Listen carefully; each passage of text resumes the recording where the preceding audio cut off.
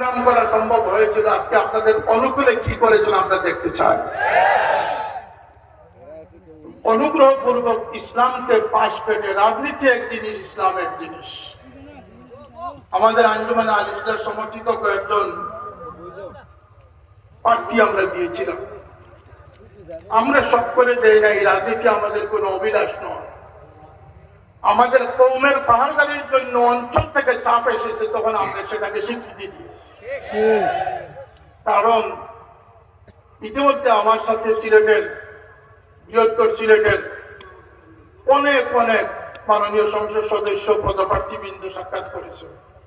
আমি বলেছি রাজনীতি আমাদের কোনো উচ্চাভিলাষ নয়। এটার প্রমাণ আমরা দিয়েছি। আমরা ফুলতলি সাহেবের আওলাদ। এইবার জকিগঞ্জ খানাইঘাটের শতভাগ ফাঁস করা আমার জন্য সম্ভব ছিল, কিন্তু আমরা প্রমাণ করেছি আমরা গদির জন্য নয়, আমরা দিনের খেদমতের জন্য গিয়েছিলাম। প্রয়োজন হলে আরো শতভাগ যেতে আমরা প্রস্তুত।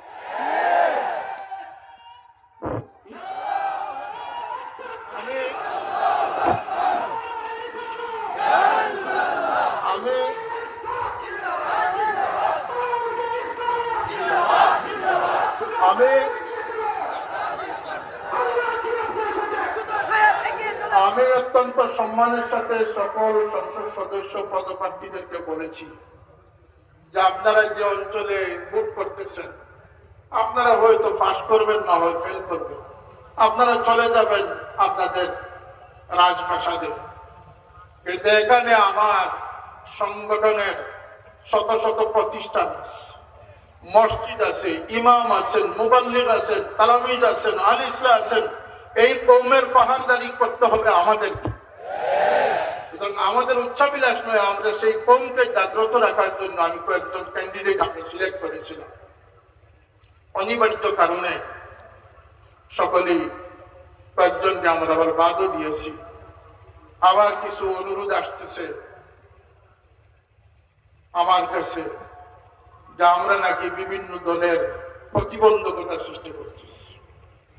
আন্তরিকভাবে যদি পরামর্শক্রমে হয় সেটা ভিন্ন কথা, কিন্তু আল্লাহর এই সৈনিকদেরকে হুঙ্কার দিয়ে, প্রপাগান্ডা করে, মিথ্যাচার করে দমাবার কোন শক্তি এই দেশে না। কারণ এই দেশ আউলিয়া কেরামের দেশ।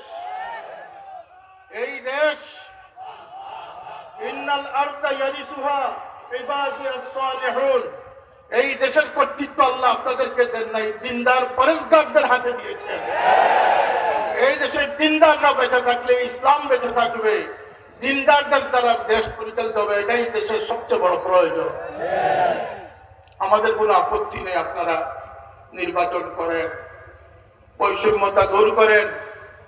যে বৈষম্যতা আন্দোলনে আমার তালামিজের কর্মীরা মিথ্যা অপবাদ দেওয়া হয় তালামিজের উপরে, আমি ব্যতীত কেউ সেটার প্রতিবাদ করার সাহস নাই। আমার তালামিজ কর্মীরা মাঠে ঘাটে রাস্তায় রাজধানী শহরে আহতের পর আহত হয়ে এই বৈষম্য বিরোধী আন্দোলন করেছে। আজকে আমার তালামিজ কর্মীদের